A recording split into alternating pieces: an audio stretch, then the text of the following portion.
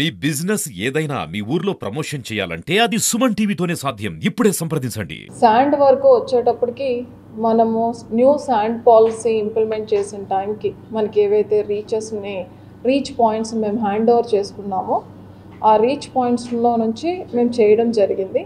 As of now ఇప్పుడు యాక్టివ్గా 2 sand points ఉన్నాయి. ఒకటి పండాలపర్రు, రెండవది పెండ్యాల. ఇక్కడే మనకి శాండ్ అవైలబుల్గా ఉంది. ఇంకొక రీచ్లో మనకి కొంత శాండ్ ఉంది కానీ బట్ ఆ కొవ్వూరు అండ్ గోపాలపురం కాన్స్టిట్యున్సీలో మనకి చాలా ఎక్కువగా ఎన్ఆర్ఈజిఎస్ వర్క్స్ జరగడం వల్ల వాళ్ళకి కేటాయించడం జరిగింది. అయితే ఈ శాండ్ యాజ్ ఆఫ్ నౌ మనము డిఎల్ఎస్సి కంట్రోల్లో చేయడము, ముఖ్యంగా ఎన్ఫోర్స్మెంట్ డిపార్ట్మెంట్స్ ఎస్పీ గారి ఆధ్వర్యంలో వర్క్ చేయడం, అలానే మనకి శాండ్కి సంబంధించి మనము ఫ్రీ శాండ్ అంటే శాండ్ నుంచి ఎటువంటి రెవెన్యూని కూడా కలెక్ట్ చేయకుండా ట్రాన్స్పోర్టేషన్ హ్యాండ్లింగ్ ఛార్జెస్నే మాత్రమే మనం చేయడం జరుగుతుంది. అలా చేస్తూ వస్తున్న క్రమంలో మనకి కొన్ని ఇబ్బందులు ఎదురైనాయి. At the same time public కూడా కొన్ని చోట్ల ఇన్కన్వీనియన్స్ కలుగుతుంది అని తెలియడం జరిగింది. దానితో మరి ఇంకా కొంచెం బెటర్గా చేసే ఉద్దేశంతో ఇంకొన్ని చర్యలు తీసుకోవడం జరిగింది. అలానే మనకి సెప్టెంబర్ 2వ వారం నుంచి కంప్లీట్గా ఈ ఫ్రీ శాండ్ పాలసీ ఇంప్లిమెంటేషన్ అనేది 100% ఆన్లైన్ ప్లాట్ఫామ్లోకి వచ్చేస్తుంది. ఇప్పుడు వరకు అయితే మనము మనం కంప్యూటరైజ్డ్ ట్రక్ షీట్ జనరేట్ చేస్తున్నాము. అలానే 100% డిజిటల్ పేమెంట్స్ చేస్తున్నాం. ఇప్పుడు మనము మాన్యువల్గా మేము రిక్వెస్ట్ని తీసుకోవడం వల్ల చాలా వరకు అక్కడ ఏదైతే స్టాక్ పాయింట్స్ ఉన్నాయో అక్కడ క్యూ లైన్స్ చాలా పెరిగిపోతున్నాయి. సో క్యూ లైన్స్ ఒకసారి శాండ్ ట్రక్ షీట్ తీసేసుకున్న వెంటనే మరలా అతను అక్కడ పెట్టేయడం చేస్తున్నారు.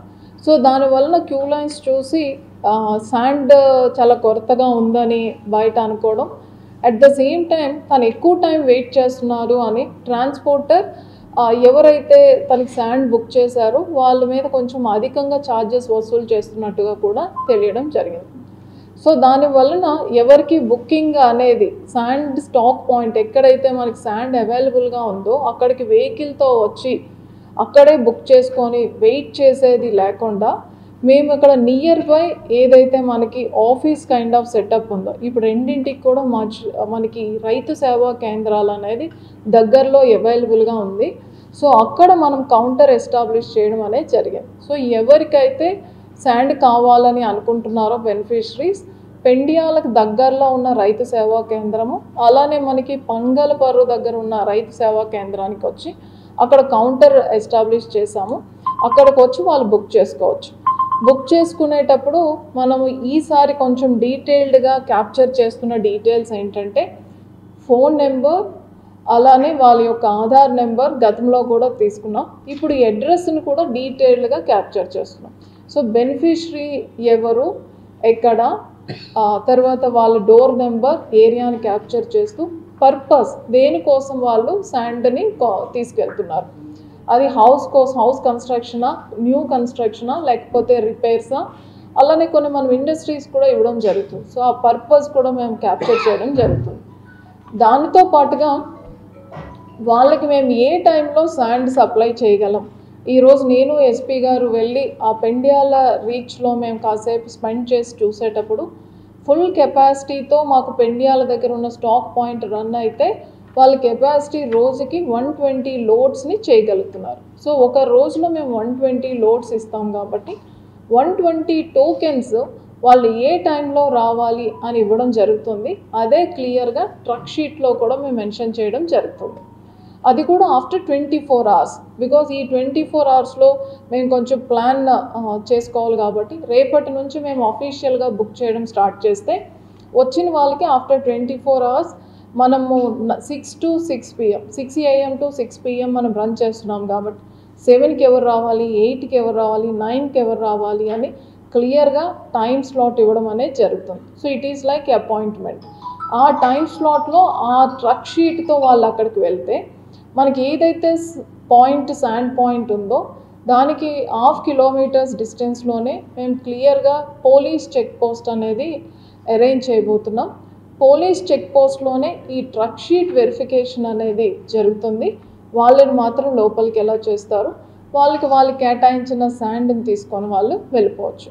సో ఇప్పుడు అన్నెసరీగా వెయిటింగ్ ఉండదు, ఎవరో ఒకళ్ళు వెహికల్ తీసుకొచ్చి క్యూలో పెట్టాల్సిన అవసరం ఉండదు. వాళ్ళు బుక్ చేసుకునేటప్పుడు 24 గంటల్లో ఎంతమందికి ఇవ్వగలం, 48 గంటల్లో ఎంతమందికి ఇవ్వగలం అనేది మేము క్లియర్గా చెప్పడం జరుగుతుంది. This is one rectification measure we're going to take.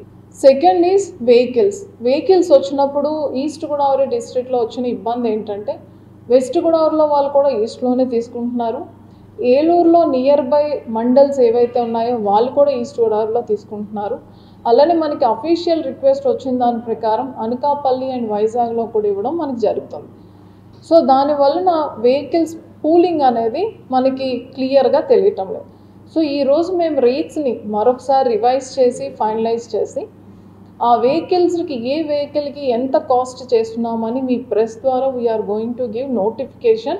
దాని ప్రకారం ఎవరైతే విల్లింగ్ ఉన్నారో ఆ వెహికల్ వాళ్ళందరినీ కూడా మేము రిజిస్టర్ చేయబోతున్నాం. మన దగ్గర ఉన్నది యాజ్ ఆఫ్ నౌ 2 రీచెసే కాబట్టి 2 రీచెస్కి కూడా రిజిస్టర్ చేసి ఆ రిజిస్ట్రేషన్ వెహికల్స్ అనేది ఈ 2 ఆఫీసెస్ ముందు కూడా డిస్ప్లే చేయడం అనేది జరుగుతుంది.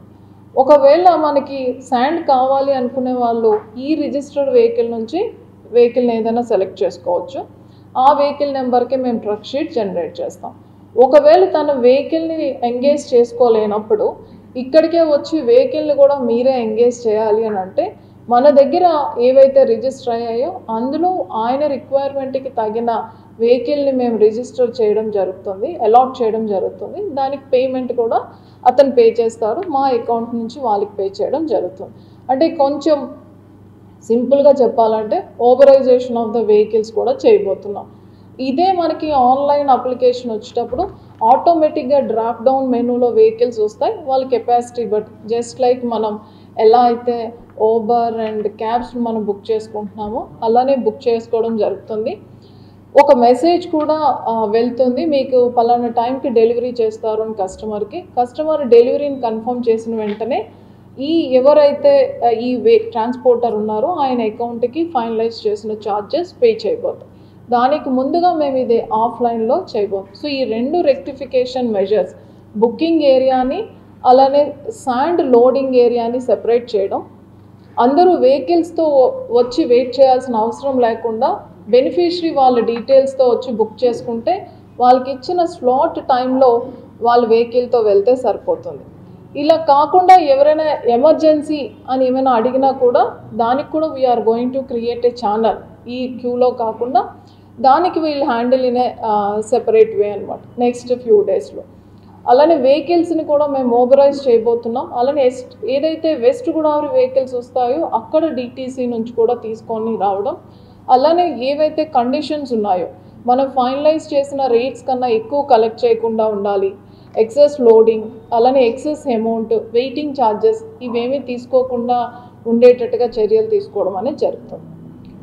దానితో పాటుగా థర్డ్ రెక్టిఫికేషన్ మెజర్ ఈస్ మేము ఇచ్చినంత వరకు చూసుకుంటున్నాం, బట్ ఒకసారి మెటీరియల్ ఇచ్చాక ఎండ్ బెనిఫిషరీకి వాట్ ఈస్ ద ఎఫెక్ట్ అంటే what is the actual benefit is getting అనేది ఇక నుంచి క్రాస్ చెక్ చేయబోతున్నాం. సో క్లియర్గా అడ్రస్ క్యాప్చర్ చేయబోతున్నాం కాబట్టి 20% ఆఫ్ ద ఈరోజు జరిగిన ఆ బుకింగ్స్లో 20% అనేది రెవెన్యూ డిపార్ట్మెంట్ ద్వారా వెరిఫికేషన్, అలానే పోలీస్ డిపార్ట్మెంట్ ద్వారా ఒక 10%, సెబ్ అండ్ ట్రాన్స్పోర్ట్ డిపార్ట్మెంట్ ద్వారా కూడా ఒక 10% వెరిఫికేషన్ జరుగుతుంది. సో బెనిఫిషరీస్ బుక్ చేసుకున్న వాళ్ళందరూ కూడా ఏ అడ్రస్ అయితే ఏ ఆధార్ నెంబర్ అయితే ఇచ్చారో దానికే వెళ్తుందా లేదా, ఒకవేళ ఏమైనా ఇర్రెగ్యులారిటీస్ కానీ డైవర్షన్స్ కానీ ఐడెంటిఫై చేస్తే వాటిని అందరినీ కూడా మేము నాట్ అలౌడ్ లిస్ట్లో ఒక 3 months పాటు పెట్టబోతున్నాం.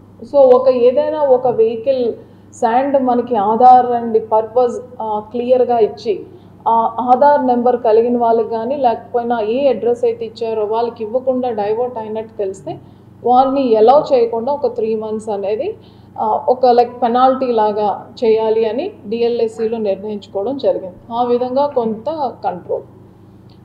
అనాథరైజ్డ్ మైనింగ్ అయితే ఇప్పటి వరకు మనకి ఇష్యూస్ రాలేదు, బట్ అనాథరైజ్డ్ మైనింగ్ కూడా జరగకుండా ఉండడానికి ఇంకా మన విజిలెన్స్ అండ్ ఎన్ఫోర్స్మెంట్ని స్ట్రెంగ్థెన్ చేస్తున్నాం. ఎస్పీ గారి ద్వారా కొన్ని టీమ్స్ కూడా ఫీల్డ్లో చాలా విజిలెంట్గా ఉండిపోతున్నాం. These are the few rectification steps reduce the inconvenience to the public in coming days.